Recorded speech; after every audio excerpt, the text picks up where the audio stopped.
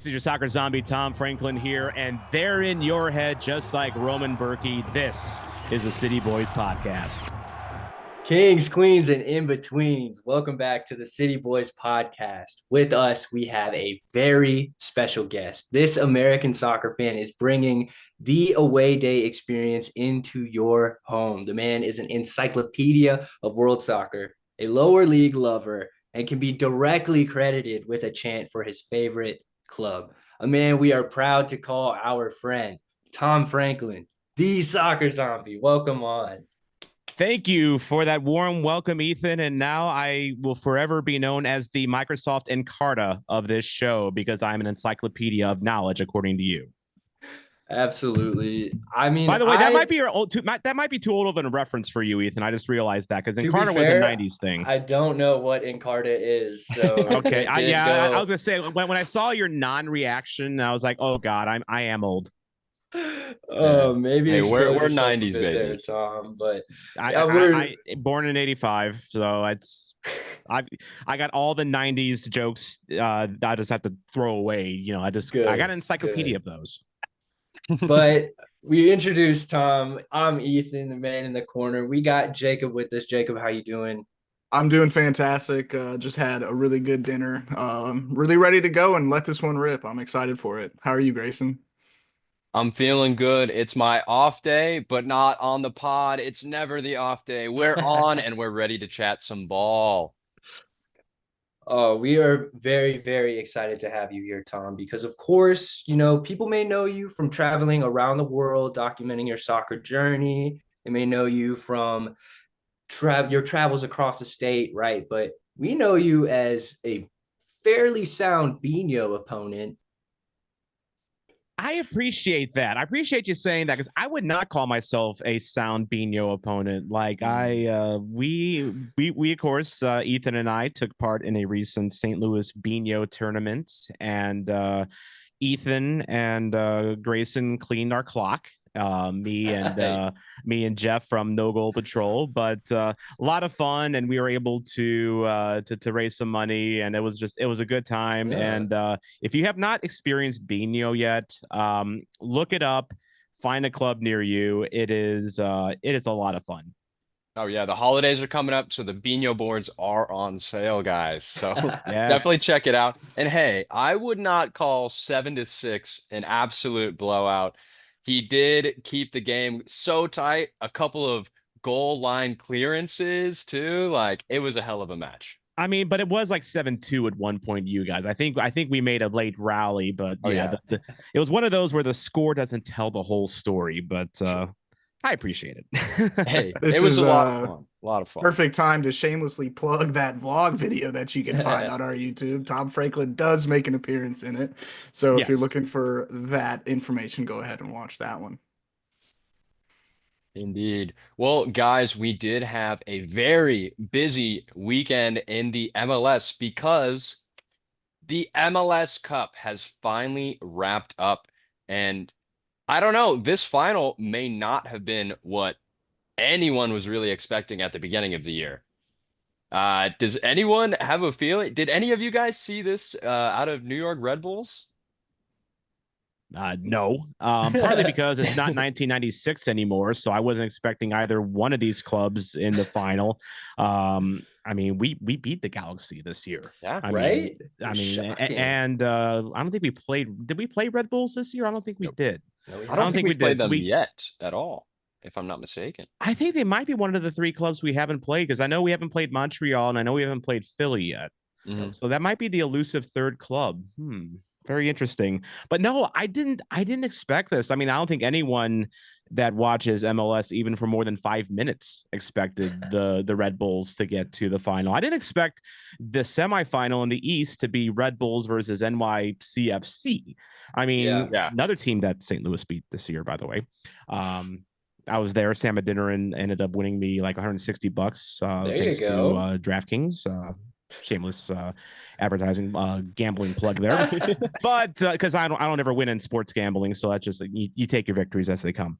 But no, I mean it was, and the game kind of didn't go the way that I thought it would. Like I don't know if you guys watched it or not. I watched it with the Luligans at Bluewood Brewing on Cherokee Street, and Galaxy started off hot. You know, they got those 2 early goals, and you're thinking blowout.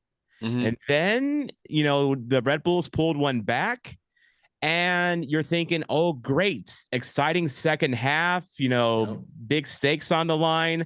And it kind of came and went. Yeah, it fizzled out a little bit there in the second half. Yeah. I thought going into halftime, I had my popcorn ready for the second half, ready for it. But LA just kind of hunkered down. I was so shocked that they were able to perform so strongly in the attack without Ricky Puig. I thought that he was far and away their maestro, but Fagundes really stepped up in that final. I think the big question for everybody going into that final is Royce going to be the like for like replacement for Ricky Puig? And no, they decided to go with Gaston Brugman in the midfield, which by all means is a fantastic MLS creator. Before the addition of Marco Royce, I thought LA Galaxy had one of the best engine rooms in the midfield in the MLS. But losing Ricky was a massive question. And the LA Galaxy responded correctly, but it was definitely a massive chance, not playing a big name like Marco. I definitely expected the scoreline to be a lot larger just going into it. The resurgence of the Red Bulls attack throughout the playoffs was, in my head, what was going to be prominent for them going forward. And you can always bet on LA Galaxy to score 2 or 3. So I was in my head looking at like a 3-3 going into overtime, really get your money's worth of a match. But then no goals in the second half. When I thought New York was trying to beg the question for like that 70 to 80 minute mark, and then once the 80th minute hit, it just felt like game was over. Let's get out of here and go home. Now, I just got a flashback when you mentioned 3-3, because wasn't that the score when we went to LA Galaxy and with the game where Jeremy Paintsel absolutely broke Anthony Marcanic and deemed him irreparable because he just wasn't the same after that game. He is enjoying his time in Minnesota now. You know who does own Paintsel though? Jake Nerwinski owns everyone. Well, and you know, and who else owns him is Nicholas Durr. And if that name doesn't sound familiar with to you, that's because that was his one shining moment in St. Louis, was putting Jeremy Paintsel in his pocket, and then he disappeared like a Spinal Tap drummer. The last thing that I want to say about the MLS Cup final, because I really don't have any complaints about it. I did think that the atmosphere was really good for the Cup final. What Red Bulls did for their fans, sending something like 2,000 fans to the game, is absurd, and their entire front office. My only complaint is it did not feel right to have that final in the afternoon. The timing was terrible. 3 o'clock in the afternoon is just, I mean, because it's also 1 o'clock for them in California. I don't understand the logic of that. You're not avoiding college football this way because you're still having college football during the day. Like, what? I want to know the logic behind that. Yeah, I think that game has got to be played under the lights in the evening. Has to be. It would just be that atmosphere just makes the game, just elevates it really. Oh, for sure. But before we move on, I do want to shout out. Well, go ahead, Jacob. One more thing on the final. I want the MLS to adopt neutral site championship matches. They had that in the first like 15 years of their existence. They had neutral site matches, and I understand the rationale for having them at the higher seated home venue. I kind of saw that when I went back to KC Current Stadium for the NWSL Championship. It was Orlando Pride and Washington Spirit, and there were some empty seats in CPKC Stadium. Now, I think part of that was just because Current fans were hoping their team would be in it, and they were just kind of holding on to those tickets. But I personally, I think until, like, we don't have a Wembley in the United States. We don't It's have true. that type of a venue yet. It'll come, but like, not yet. And until we get a place like that, I think you're running a risk having it like say for instance, just for an example, Nashville and LA were in the final and the game was being held up in Foxborough. That's a lot of travel for both clubs to do. And I think you're running kind of a risk of, maybe they don't want to travel that far. That's my kind of thinking. I know it should be the final and you should go all out for your team if you're in the final, but let's face it, people have budgets, people have lives, and Definitely. I think that's a tough ask, especially at this stage of MLS. But maybe in a few years, I mean, when this league gets bigger, I think we can re-explore that. All right, Soccer Zombie just shitting on my idea. It's cool. No, it's all right. It's all right. I mean, we got to walk before we run. Yep. Hot start the for NFL me. Yet. Hot start for me. Last thing before we move on, I need to give LA Galaxy their kudos for being the most decorated franchise in the MLS. Very much likened to the Manchester United reign. They once were great. Lots of issues have come in the this generation, but hey, LA Galaxy have finally turned it around and returned to glory. So yeah, I just got to shout them out, getting their 6th star on the jersey. As a former LA Galaxy fan, it was very strange watching this final and not being as overjoyed as I used to be watching LA Galaxy win. Such a strange feeling, but then again, there's no Landon Donovan lifting up the trophy this time, no Robbie Keane, so it is tricky. But yeah, congratulations to the LA Galaxy. But Sure. maybe we'll see you guys in the final next year. We'll see. We'll see. Also, no one has mentioned it yet, but we can now say Johnny Nelson is an MLS Cup champion. No kidding. Yep. A former I would St. Louis congratulate him, but he player. blocked me. So yeah. That's wild. What did you do? Did you do I anything? didn't do anything. I went back through all my tweets and like I Did I didn't say say anything something? that was like egregious. He blocked Matt Baker. Huh. He blocked he Matt was- Baker. He did not. He was just tuning out all the noise. He had I to think put the he horse just went blinders scorched on. earth. I don't think he liked his time in St. Louis for various reasons, and I think he just napalmed, anyone that he can think of. Well, which is fine. If he was having, we don't know what was going through his head. So like, if he was having a bad time, I don't blame him. But I still like to joke about it though. well, yeah, congratulations to him and congratulations to the LA Galaxy on the 2024 MLS Cup. As we move into this off season, I know we have a ton of movement and stuff to talk about. Specifically, we may be getting a new signing for STL. We got Mr. Opuku from, I think, FC Kaiserslautern. Kaiserslautern. Okay. Which always sounds like something you say when you sneeze. A little bit. Yeah. See, there you go. Yeah, Aaron Opoku. So I'll have a video on him coming up probably in the next week or so. I'm starting to kind of watch some tape on him and figure out his game. Opoku is a very, very speedy winger. And I mean, he's probably going to be, if we sign him, the fastest player on St. Louis's roster, and it might not be close. Like he's just liquid. He is, based on the tape that I've seen and some of his analytics, he is he's more of a creator. He can score, but he's also very unselfish. Like his game, and Michael from Chat City Tactics had a kind of a good preliminary write-up on him. He's the kind of winger that we don't have in St. Louis, and we never have. He is the kind of winger that when he's bombing up towards the box, he commands so much attention that center backs, often move off of their assignment to, deal with Opoku because, he's just always threatening when he's coming into the box. He has a great first touch. And that usually what happens is that opens up an attacker, for an easy cross or an easy pass. So And like Jao Klaus, maybe? yeah, that Klaus, Betcher, Toy Shirt, maybe Celio when he comes back.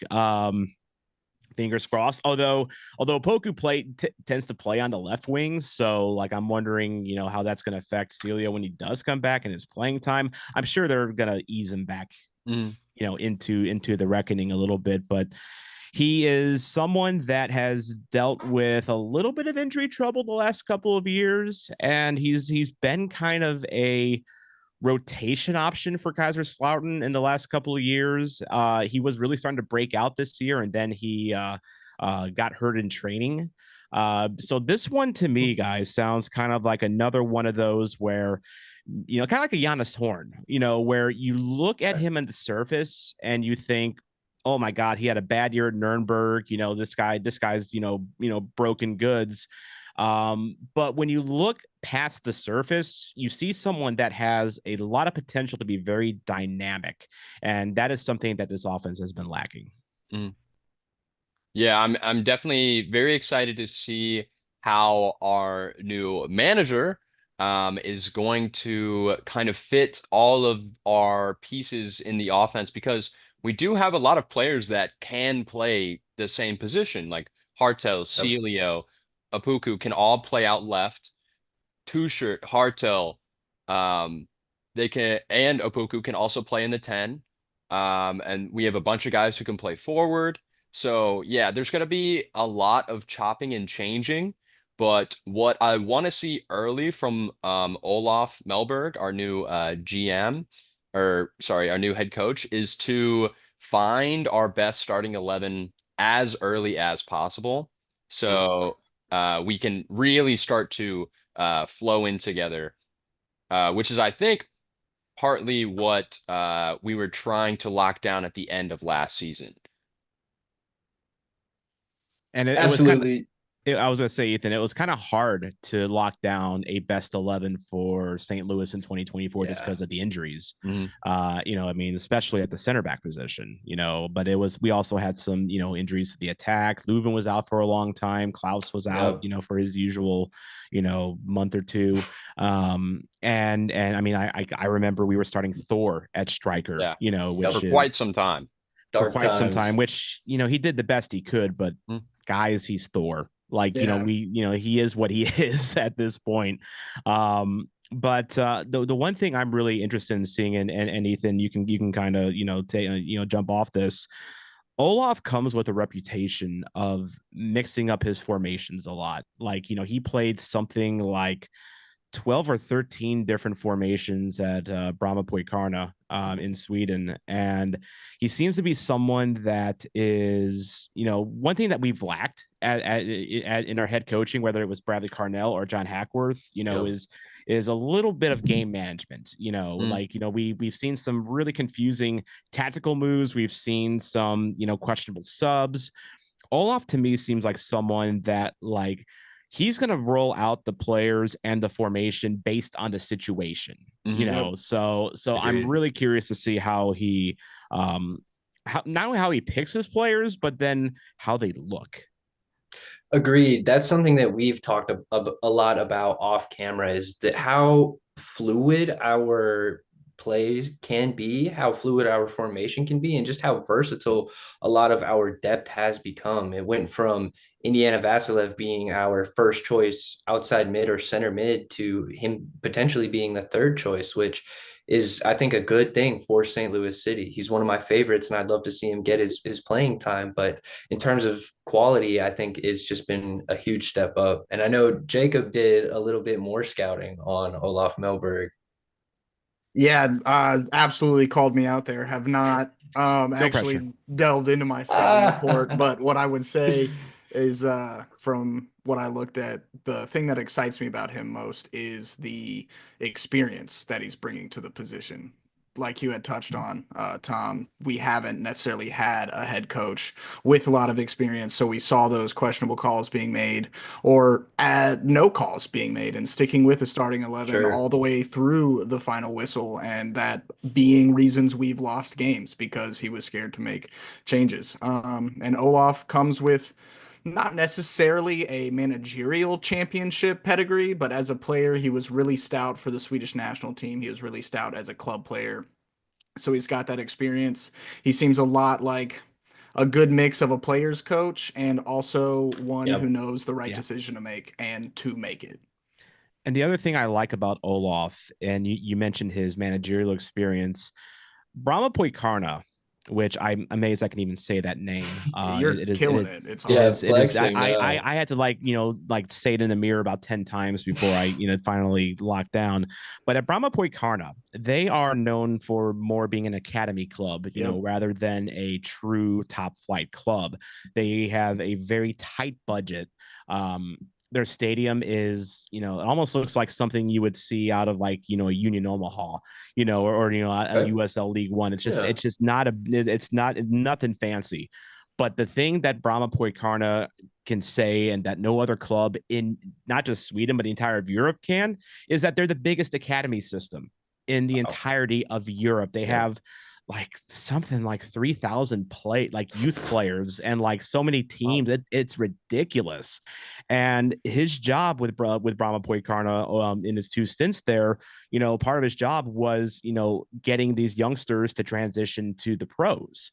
And that kind of excites me for St. Louis because our academy is starting to really kind of take root, and we're starting to see some fruits from the academy. Like I think Mackay Joyner is going to be someone that we're going to see on the big roster at times next year. And Caden Glover, Tyson Pierce, Definitely. not too far along, but there's a bunch of young players that are still coming up through the under 14s, 15s, 16s that, you're going to see them in City 2, in the next coming years. It's really exciting. And having a guy like Olaf, who has this experience, with the biggest youth system in Europe, as the top of the pyramid, if you will, for these players' developments is really exciting for, I think, the direction this club could go in coming years. And that is, maybe we don't raid Zweite Bundesliga all the time. Maybe we can start developing our own kiddos. Yeah, Mackay Joyner making a start for City. Probably not on a somewhat consistent basis, but like maybe one every month would be really cool to see, especially in like hopefully more cup matches like US Open Cup. And then also a name you did not mention, but excites me not as much as Mackay, but Brendan McSorley making his time up to the main roster. I think he looks really strong. He kind of gives me that Cade Cowell type build and type player going forward. And we know what Cade Cowell's career's turned into. So yeah, I would have to agree. Really excited for that part of his managerial experience. And you heard it here first. I wouldn't shock me if McSorley is our third striker in 2025 behind Klaus and Betcher. That is how high the organization is on him. Wow. Yeah. Breaking news. Yes. I like that for him too. I think that's a great trajectory and a really good pair of strikers for him to be learning from as well. 2 totally different strikers with different play styles for him to take the best of both worlds and put it into his own build. But Tom, we got you here for a little while, so we want to ask you some questions because you have, at least in my opinion, made quite the portfolio of content on YouTube. Trying. And so I'm really, really curious about what was your inspiration behind creating the Soccer Zombie YouTube channel? Honestly, and this is going to sound, kind of underwhelming. I was just looking for something to do. I was just, it was literally like I was bored. And I was a former news journalist. I worked 14 years in news radio and 1 year in TV. And I guess that part of me never really left me, even though I left the industry a couple years ago. But like at the time I created it, I was working overnights. I was working for local hospital group in St. Louis. So I was working from home, which is, and I still do, which is nice. But I was working overnight 12-hour shifts. And so I had like, and a lot of that time I had nothing to do. So like, but yet I couldn't stay up during the day to like, really chat with, All for City Twitter, which, um, which is strong, and it's, I think it's still gonna be strong when it, eventually migrates to the blue sky. That's a whole nother discussion we can have another time. But no, I was missing out on a lot. And like I was like, I still want to communicate, with fellow fans. Like maybe if I do like little videos here and there about new signings and things like that, maybe someone will watch, maybe someone will comment, I can respond that way, just more into the community aspect of it. And also there was the fact that there's not, at the time I started, this was like week of Christmas of 2023. There wasn't a lot of St. Louis City SC content on YouTube, like in general. Like I mean, we've come a long way just in the last year. Yeah. This show included, and my podcast, River City Ramble, we're going to be doing video pretty soon ourselves. But I just like, it kind of was just a melding of, I needed something to do.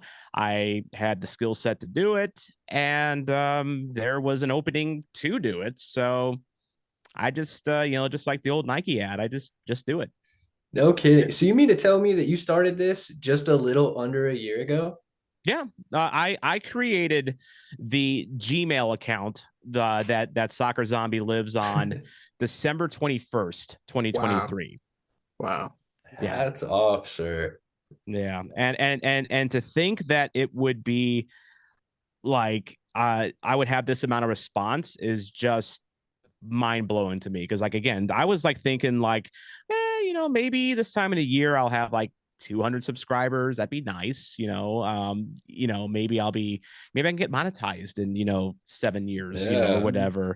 And then that kind of hit overdrive for a couple of reasons. Number one, I started vlogging games, even though it's funny. Yeah. It's so funny though. So I did a lot of St. Louis City vlogs at the start of the year. And I kind of stopped that because it was just kind of like you've seen them all. But before the season, my plan was to just sit down like this and like recap every game, like do my own little like, because one of my friends in England, a guy named Chal, he's from Doncaster. And I literally just watched that video today. Yeah, exactly. So you know who I'm talking about. He does those type of videos where he just sits down, talks about the Rovers, how they did, and all that. And I'm like, well, there's no one doing that here in St. Louis. I may as well start doing that. That changed because the first game of the season, or not even the season, the first game of the calendar year for St. Louis City was Tuesday night in the CONCACAF Champions Cup against Houston. And I went to that game. I was going to go to that game, and I'm like, it's going to be really hard for me to turn around a game recap because it's going to be like, midnight before I get it posted. And I'm like, oh God, I don't want to do that. But maybe if I vlog the game, I could put it together quicker. And so I just did it as an experiment. People liked it.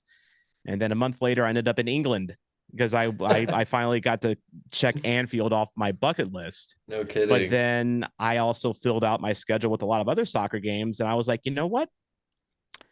What if I vlog these? Like, why not? If nothing else, I'm going to need a time capsule, so like I can like in a year or two, I can look back and like, it's like, man, this was when I saw Reading get their ass kicked by Bolton.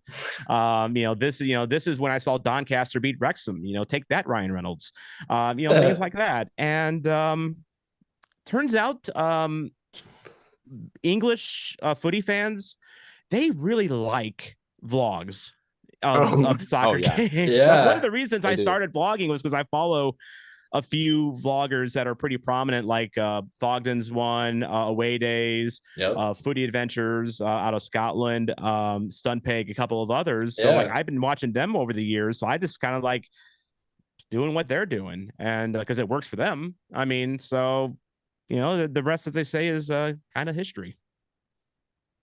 So, did you have the England trip planned before you started an Yes. account? Oh, okay. I Honestly, was so I remember I was working like a lot of overtime in my old job, and I finally had saved up enough money to where I'd be like, you know what, I'm finally going to Anfield, and I for if you don't know anyone in Liverpool, the best way as an American to get tickets is to buy hospitality. And hospitality can be a little pricey. Mm. But a lot of the packages come with hotels, and which helps. And it was really helpful for me because I was right next to the train station where I could jaunt over to Doncaster and Manchester for games really easy. Mm. But I found the cheapest game from this Champions Travel that handles Liverpool hospitality packages. It was the Sheffield United game on April. It ended up being April 4th. It originally was April 3rd, but they moved it to April 4th, which helped me see Man City and Aston Villa the night before. But I was just going to do that game. I planned this right about the time I started the Soccer Zombie channel. Like this is how far ago I had planned it. And then something very dangerous happened, and that is I had a lot of free time and I had a lot of time to plan this trip. And so I'm thinking like, okay, I'm going to, do all the Liverpool stuff, see the Beatles, the Cavern Club and this and that. I started planning things out. And then light bulb went off in my head. Hey, you're near Doncaster. Doncaster's a 2-hour train ride away. Is Doncaster playing, while you're going to be in Liverpool? They played Wrexham on April 2nd at Doncaster. So I was like, hey, I get to see my buddy Chaw. It's like, when am I going to have another chance to do that? So I booked that. And then then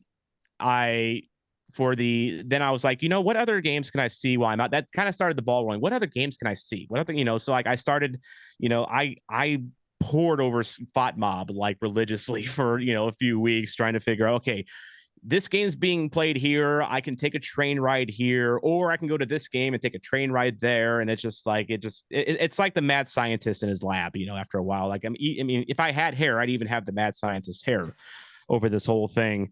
And then I did a video on Reading situation. They have a bad owner that tried to sell their state-of-the-art training facility for like pennies on the dollar just because he's hemorrhaging money.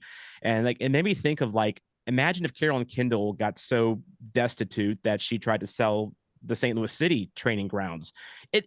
You can't fathom it. So I just did a video on it, and a lot of Reading people like were really into it. So it's like, okay, is Reading playing while I'm in England? And it turns out they were playing at Bolton, which is an hour train ride from Liverpool. So it's like, then it just kind of it just started stacking from there. Ended up seeing 5 games in 5 days. Wow. Well, that's the Because journey. when's the next time I'm gonna be in England? True. Might as well. Yeah. I had a little bit of a follow-up question regarding the creation of the channel. Yeah. So obviously we've addressed the football aspect of the channel, but I've got to know what's the inspiration behind the zombie part of the name. Are you like a Walking Dead fan, more of a 28 Days Later kind of guy? Spoiler alert. I'm not into horror movies. Oh, I'm not into interesting. them. I was curious. I will say the last one I really enjoyed was Dawn of the Dead. Back, around the turn of the century. I thought that was a really fun movie. Oh, it is. And it was a zombie flick. But no, so it has nothing to do with the horror genre. And I have to be really careful if I say horror too quickly, it sounds like something else. Yeah. But no, spoiler alert, the zombie chant for Roman Berkey was my brainchild. Yep. And I always feel a little egotistical saying that because it's just that's a big claim, for someone to make. But I'll never forget that I was taking a walk in Forest Park, and it was like a gray, cloudy January day. It was kind of cold, and I had my earbuds on, and I was listening to Flyover Footy. But then I was scrolling through Twitter, and I saw Florida Noise put out a thing like, now that we have the player numbered roster, it's like, okay, now we need some player chants. Like, what are you thinking of? And so I had been on a real 90s alternative kick, when I wasn't listening to St. Louis City podcasts. And one of the songs I had been playing on repeat the other day was Zombie by the Cranberries, which is a song that Dolores O'Riordan sings with heart and emotion. And, it's just one of those songs that when you belt it out, you're belting it out from your lungs and your diaphragm. And it's just, it is an emotional song. Can you give us a little taste of it? What's that? Can you give us a taste of the song? Do you really want me to sing? I mean, do you want me to scare off the remaining viewers of this video? Like, really? Really? Really? If you just the listen. beautiful pipes. I tell you what, dude, listen to the cover of Zombie that came out by that rock band a few years ago, and just imagine it's me. Just imagine it's me. I forget the name of the band. But no, so like I had that song in my head, and when Florida Noise put that out, I'm like, Zombie would make a good chant for a player. And then I started thinking of different players, like, he's in your head, Parker. That kind of works. He's in your head, Ostrak. No, that does not work. He's in your head, Joao Klaus. No, that really doesn't work. And then I got to Berkey, and I said it out loud. He's in your head, Berkey. And I was like, wow, that really kind of works. And then I started thinking about Berkey making big saves and being in the opposing offense's head. Because I used to play striker growing up as a soccer player in just CYC level, and I was terrible.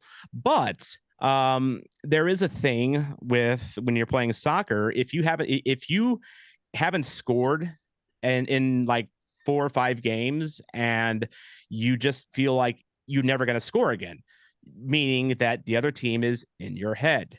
So like now it's like, okay, we got this superstar goalie from Dortmund, a team that I'm still kind of a supporter of, even though the whole Marco Royce the beef thing kind of soured on them a little bit. Yeah. Now I kind of roll with Heidenheim lately, although that's been kind of a struggle this year. But no, that's kind of how it came about, was just, to me, it was a good song to make into a chant. I just imagined the supporters section belting it out. And I also thought of Roman Berkey himself, because his time in Dortmund towards the end was kind of rough. Yep. Because he was getting supplanted by Gregor Kobel. He wasn't the usual quality. He was starting to get some guff from the supporters. I think most Dortmund supporters still like Berkey, but like they were starting to ride him a little bit. And I'm sure playing in Westfalenstadion, which is another bucket list place, I want to see that yellow wall in the future, but playing in that stadium with a club of that magnitude, with the expectations that you have every single year, had to be just like having like a pack of gorillas on your back the whole time, psychologically. Yeah. So it's like, how else can we support our goalie? And then the Zombie chant came out. I was like, you know what? I bet you Berkey would like that after all the guff he got from Dortmund. And I mean, he seems to like it here in St. Louis. So yeah. And he liked the Zombie tifo that we had at the end of the year. So I mean, it's my gift to Berkey. It's my gift to the supporters end. And the one last thing I'll say about that is, when I was in news, I won an Edward R. Murrow Award in 2021 when I worked at KMOX, but I don't brag about that. Most people don't even know I won it. But Zombie, that I brag about. Yep. I mean, and why it is such a good gift. I mean, I find myself walking around the house going, Berkey. It's catchy. Berkey. It's so good. And for it to come from the soccer zombie himself, I mean, the stars really did align for that. And sometimes that happens, because I have seen a lot of fans put out really good chant ideas that don't get picked up, and I'm like, I guess I just happened to drop my idea at the right time. I mean, I mean, and so that is why I'm the soccer zombie is that it's another way of, I guess, taking ownership of that, if you will. Love it, as you should, as you should. Really cool. And you kind of answered this next question a little bit in that last answer, but if money was no object for you, where is your next away day and like what would you complete? Ooh, that is a really, really good question, because there are multiple candidates, and I'm sorry to say none of them are in America. Can't be, right? Even though that's kind of my thing, because I mean I live here, so it's like, no one else is like really doing the You're gonna away day get there. They're vlogging. not bucket list, yeah. But like a real bucket list play. I mean, I mentioned Dortmund is definitely one. Um, I really, really, I really want to see, and this is gonna be a weird one, but Red Star Belgrade and Partizan in Serbia.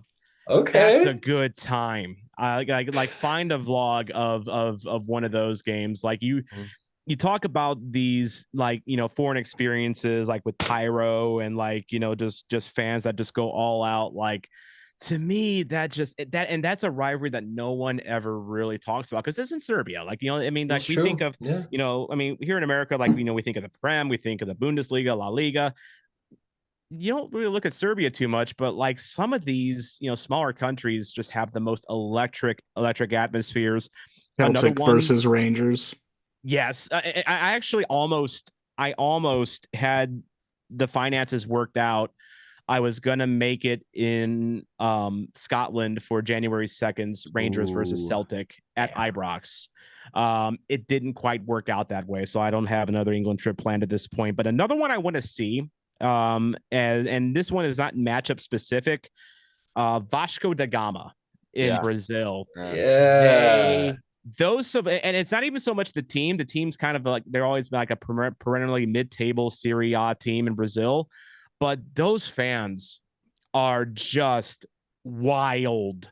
And like a lot of Brazilian clubs are, but like with Vasco, there's something different. I saw a vlog a few months ago from Sasha Fox, who did a vlog in St. Louis. He's from Germany, and like it just, to me, like it's those kind of experiences for me. It's not even so much like, if you were to give me a choice between Partizan and Red Star Belgrade or Barca Madrid, give me Red Star and Partizan every day, because of that supporter passion, which is, it kind of goes back into why I have really fallen in love with St. Louis City and the game itself, is because of the north end of our supporters and of our supporters culture. Like, you go to like I'll use the Sporting KC game this year as an example. When you've had a tough year and you finally get your rivals at the end of the year at home for your only crack at them at City Park, and you just kick the snot out of them. That and you just, and when you're 6 rows up center under the drums, like, it is an Feel that. absolute rock concert in there. And there's so much of that around the world, and just it's another way that this game just fosters a passion that you just don't see in other sports, and that's why I love it, because it brings out my inner child. Truly, truly. I kind of want to hear Jacob and Grayson's answers for this as well, because I'm gonna go for Boca Juniors versus River Plate That's in a good one. Argentina. That's a I good don't one. know. I don't think I have a preference between River Plate or Boca Stadium, but Boca's has that crazy tall like press box looking thing that I think would be really cool to go see. And then Estadio Monumental with River Plate is also really nice. They played the Copa Libertadores final there. Yeah. Do I have to stay in soccer for my answer? No, how about it? Go for Okay, it. I would die to see New Zealand versus Ireland in a rugby match. Ooh, All Blacks. Yeah, Okay. that I got to see. I don't remember the opponent, but I got to see Ireland play in Chicago when I was in high school, at Soldier Field, and that game was electric. That was my first like introduction into rugby, and I'm also an American football fan myself. And watching that in person, I was like, oh, This one isn't as good as soccer in person, but this is definitely better than football in person. I would rather spend my money Wow. watching rugby in person than football in person. And you know what? Seeing a New Zealand game, that means you get to see the haka. Yep, That you which do, I and like love. seeing that in person would be like you'll never walk alone for Liverpool, like that Mm. level of just goosebumps. As far as soccer's related, I know you kind of literally just shit talked it, but I would love to see an El Clasico match. I didn't shit talk it. I mean, I would love to see it, but like, you get my point. No, Tom, it looks like we're just going toes to each other the rest of this Yeah. podcast. Let me crack the nail. Oh my Here. It's gosh, on. Grayson, what It's It's on. happened? on. It's on. All right, break it up, guys. Break it up. He started it. My answer Actually, no, I is didn't. I'd have to think. It's a little bit tricky for me as well. I've been to Stamford Bridge, which is my favorite club. Chelsea is my favorite club. Die hard, but I haven't gotten to see a match at Stamford Bridge. Really, when I was in London, I had like I think it was like an hour of free time in between tourists because it was a school trip. Yeah. So I ran to the bridge with my dad, took a bunch of photos outside, went into the gift shop, grabbed a kit, and left. That was pretty much it. But just a beautiful, beautiful stadium. I wish I got to go inside. So for me, it still has to be at the bridge, a Chelsea game versus I gotta say Arsenal. I think a Arsenal Chelsea game just that's the game that brings the most passion out of me because I have a massive disdain for Arsenal, and Fair. especially when they're coming up against Chelsea, that's going to be the most emotional match. Other than that, if I can will this into existence, a USA World Cup final. Yeah, Ooh, Maybe here in 2026. Hey, New Jersey. please, please. we'll see. Yeah. Everybody see. wear knee braces. By the Protect way, those congratulations, ACLs. Grayson. You just named one of two clubs that would make me a Chelsea fan if they were to ever play. Ah. Chelsea and Arsenal. Yeah. The other one's Man U. Yep. I gotta say, Arsenal and Man U are my top two most hated clubs in the world. But it is Yeah. what it is.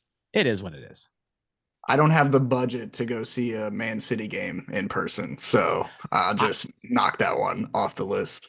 The third game out of 5 in England at the Etihad, Man City versus Aston Villa. Surprisingly, the ticket that I bought wasn't that expensive. It was like the second to last row in the upper deck. But like it's still it's another one of those places that you don't have a bad seat. Like it's Okay. it's built pretty vertical.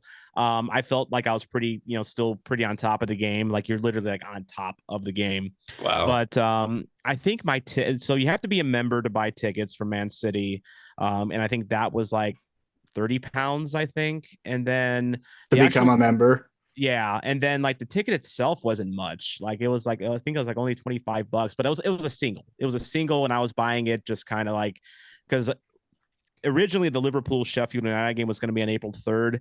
They moved it to April 4th, which was a free day for me, which was great. But then Manchester is like a real easy train ride from Liverpool. It's about 50 minutes, and I just happened to look on the Man City website, and there was like a scattering of singles available, and that was one of the ones that I got. And it was like I think my total my payout for the ticket for Man City was like £50, £55. It wasn't bad. That's not bad. Wow. Yeah. All right. Too bad. Definitely affordable. Gotta Maybe look it's at my not off the budget list, differently. And I will say it's a very nice stadium. And I think the empty had criticism is a little. I'm one part I understand it because it did feel the most American out of the 5, just in terms of vibe, but it still was a good vibe in there. Like it was a number 3 versus number 4 at the time in the table, and it was a good game. I mean, Man City, Phil Foden got a hat trick, and they kind of clobbered Villa, but like it was a good game, and like fans were into it, like everyone around me. So there you go. That's a one time I'll defend a club from Manchester. Ooh, that's This a rough is one. actually like the first time all week I haven't been the most hated fan out of the 3 of us, so it's kind of nice. Oh, All right. We are getting close to the hour mark. So I think if we have any other questions, I think we can go right into Kit Clash. Let's do Any it. final? Okay, let's do it. Yeah. Ring the Ladies and bell. gentlemen, it is time for ding ding ding.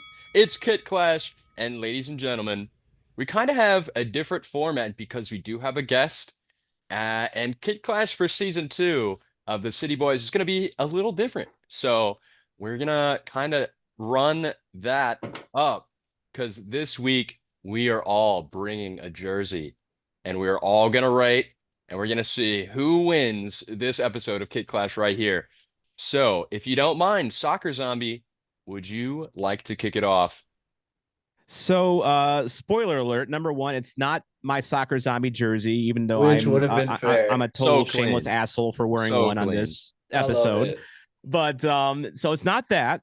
I showed you, Grayson. I have that same Corinthians Japanese jersey. I could have gone with that, but I did not. I'm going to show you one jersey that I came very close to using for this one, because Honorable mention. it is Honorable in my mention. Mount.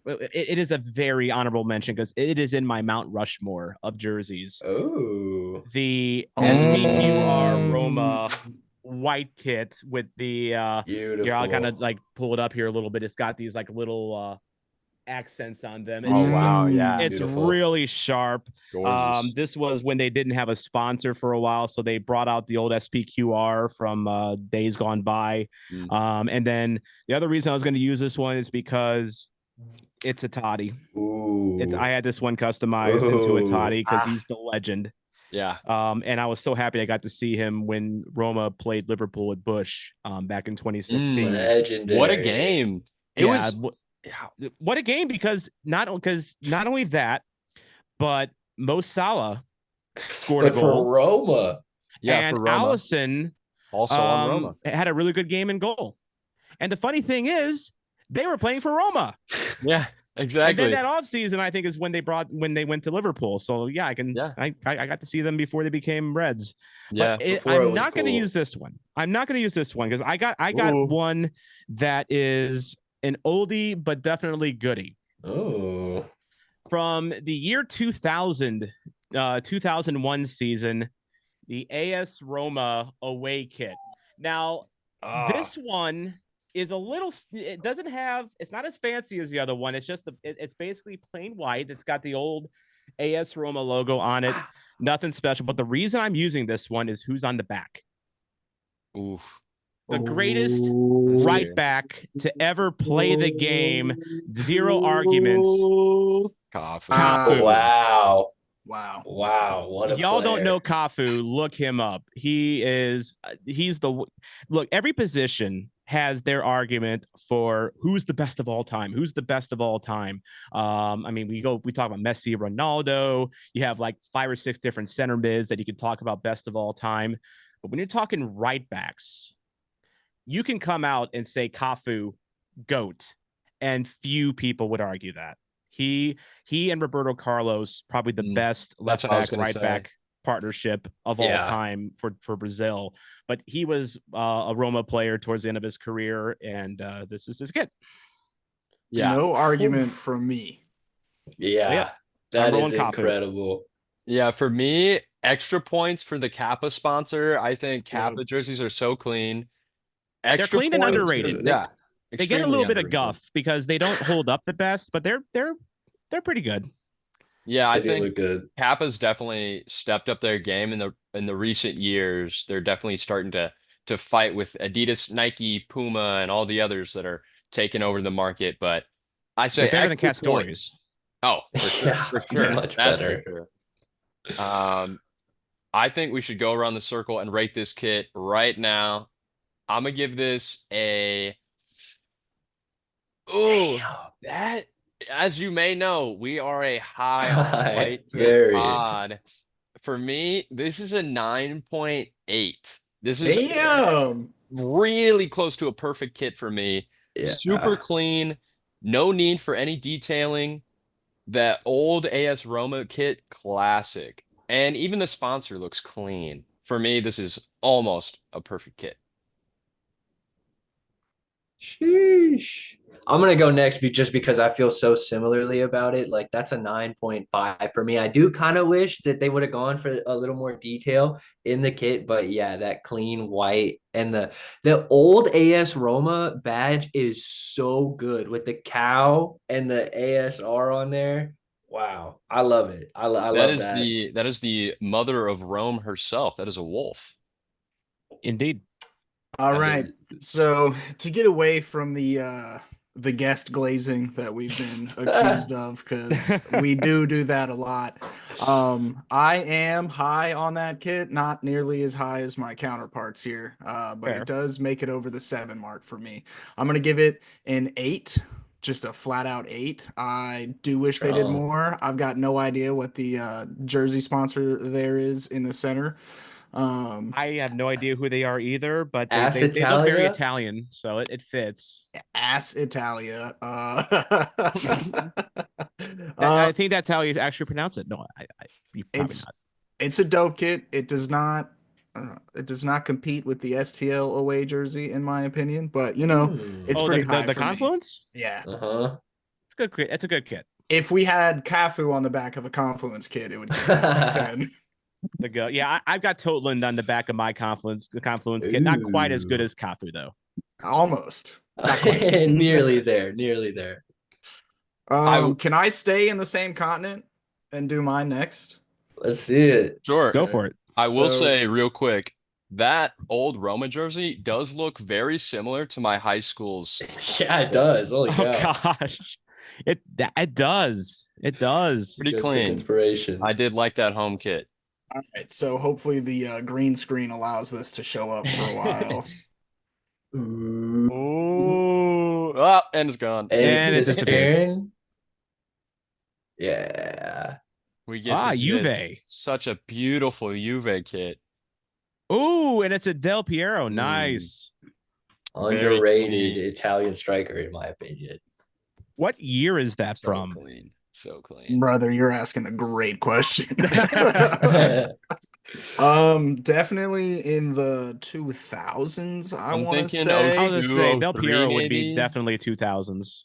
But I hope you guys got a Maybe good look at 2010? it because I can't do what Tom did for us for the breakdown. So I'm gonna throw it over to you, Tom. Rate my Italian kit.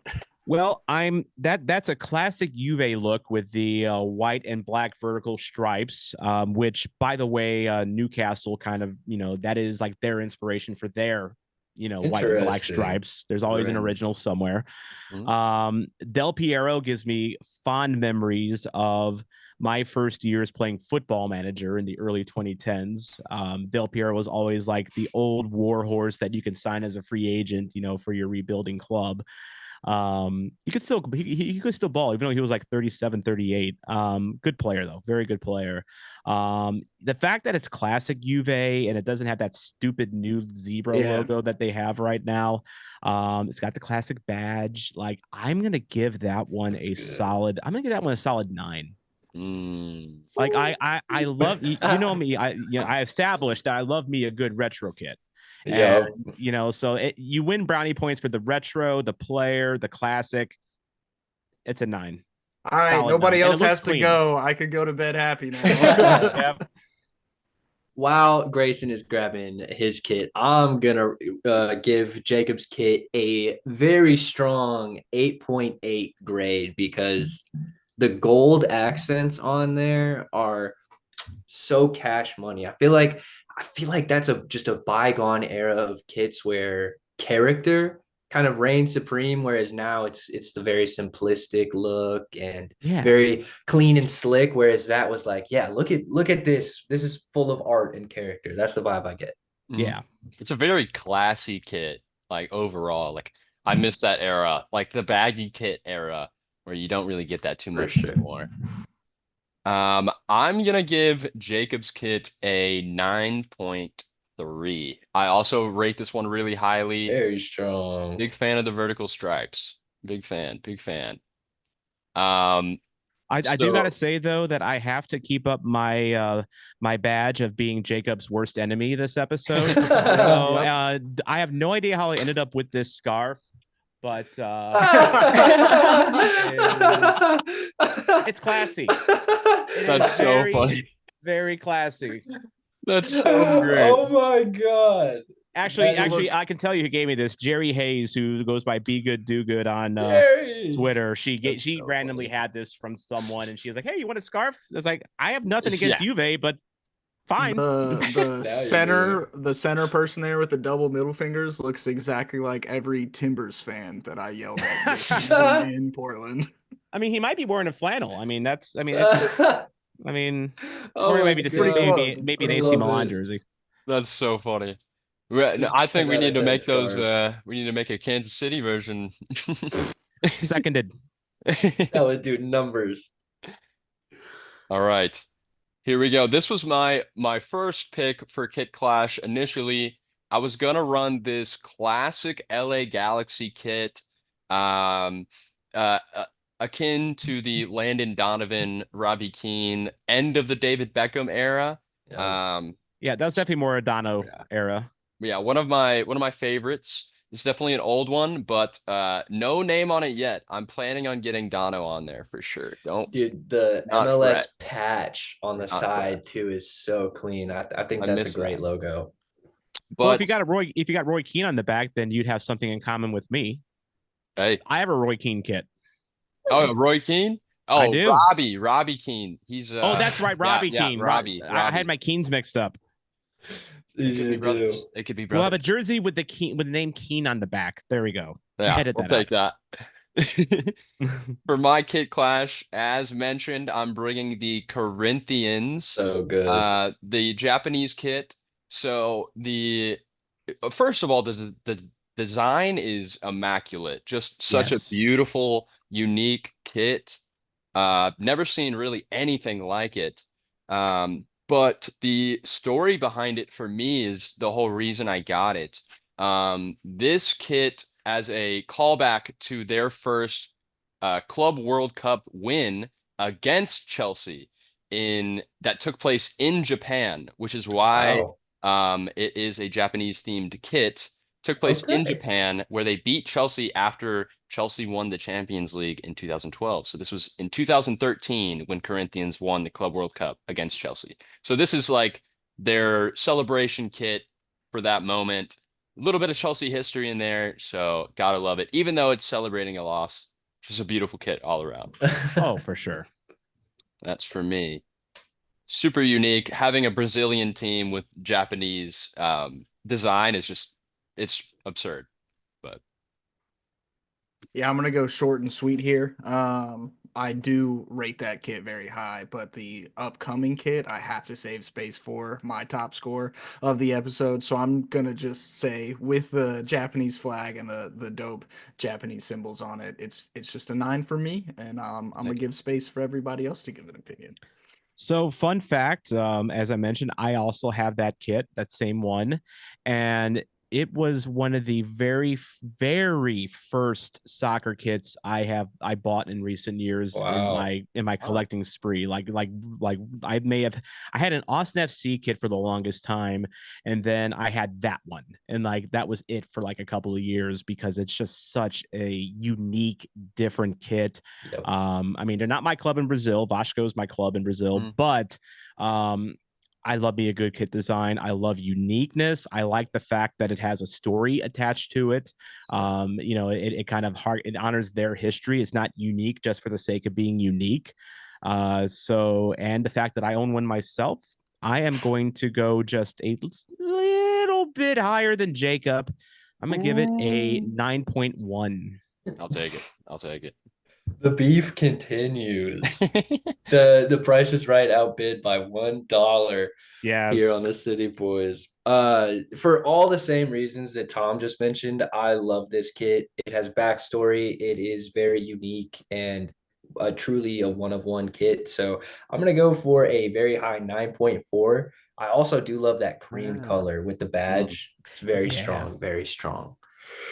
But now it's time for me to finish this battle off, and I have to come correct. So I'm hoping that I really did. And we've talked a lot about being high on white kits, so I had to bring my favorite white kit right here. The Iceland. classic. Yes, sir, Tom. The 2016 Iceland home jersey.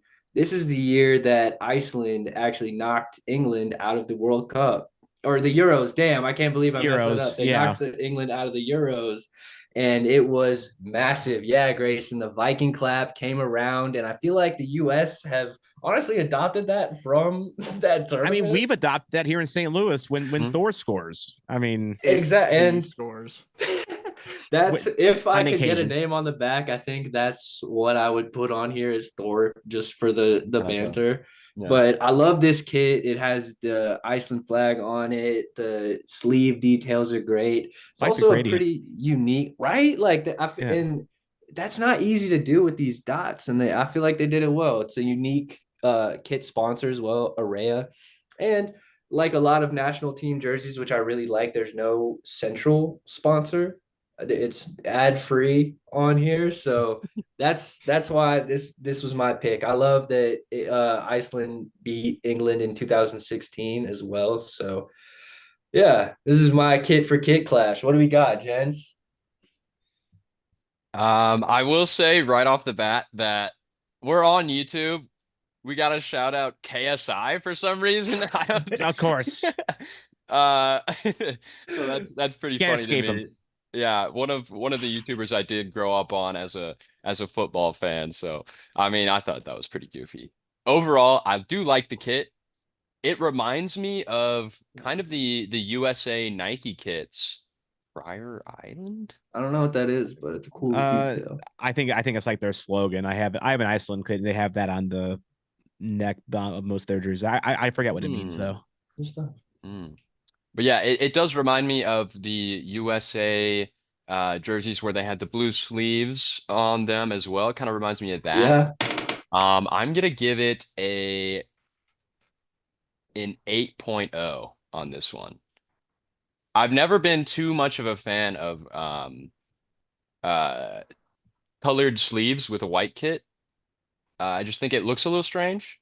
There's only I think there I like the reverse. I like having a colored kit with white sleeves. I think Interesting. that looks clean. Okay, well, I'm in an opposite boat. I think as far as perfect kit designs go, this one hits the mark for me. Wow. Hmm. And I'm notoriously not a high rater of kits, and this one is definitely my favorite from Ethan's collection. And also the history behind it. If you ever put Thor on that jersey, I'll burn it for you. But in the meantime, this is a perfect 10 out of 10 for me. Ooh. Wow. Wow. Well, I like the history behind it. It gives me great memories of their 2016 run. I mean, it was such a awesome. fun run. I mean, Iceland had never made it that far, and they were really like the world's sweetheart there for a bit. And then yes, that's where the clap came from. Mm. That kid also kind of gives me like, didn't the US have a kit with that kind of gradient on the sleeves, and then it was all white, like from a In like 2018, I believe, the year that we yeah. missed the World Cup, our Oh well, home jersey was very, very similar. that's why I forgot the year. But I mean, it's a very clean looking jersey. I do like that. It breaks up just the all white of it. Of course, I just had my own old all white one, but it had to have a legend on the back to make it a good score. But I that's a really nice kit. It's sharp, it's clean, it's colorful. Despite being mostly white, and it's Iceland. I mean, it's who doesn't like Iceland? I am going to. I'm going to give it still a very solid 8.5. If I'll it had take Thor's it. name on the back, it would probably get an 8, honestly. I'm with Jacob. Noted. That's one to me and Noted. Jacob can't agree on. Sell them, get them We're out. making amends already. Yeah, Get 'em that's going. right. Did we just become best friends? I guess so. Well, Oh my ladies and gentlemen, goodness. that wraps up Kit Clash. What a fight. What a fight. Some great kits battling it out there. I guess I can do the math and put up the winner on screen now. Whatever. We all win. Oh man. I think That about does it for the Q&A though. And before we get into the outro, Tom, I just want to give you the chance to talk about just anything that you might want to. If you got anything to plug, any big plans coming up, now's your chance. Let the people know.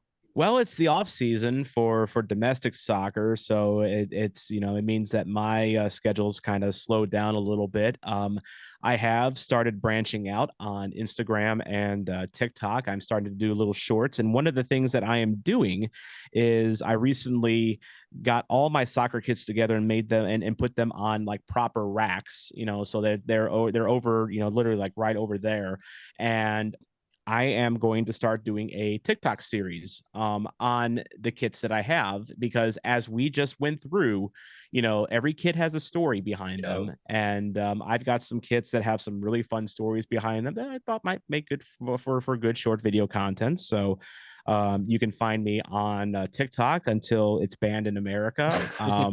At I think my handle there is Soccer Zombie or Tom Franklin, one of the two. I've only started recently doing stuff on there, and then I'm Tom Franklin STL on Instagram. On Blue Sky, I'm soccerzombie.com.